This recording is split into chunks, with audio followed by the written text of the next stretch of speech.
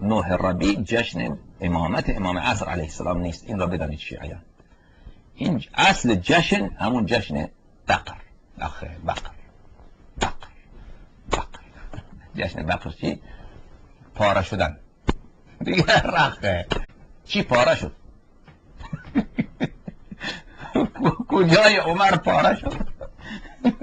عمر خلاصه نرمش قهرمانان انجام داده.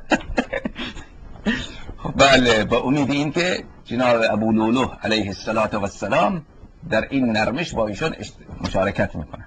ابو لولو علیه السلام چون اهل گناه نبود که این در نرمش قهرمانان با ایشان مشارکت بکنه. ابو لولو علیه السلام به جای این که در نرمش با ایشون مشارکت بکنه، فلان جای عمر را بله با خنجرم که چه خنجری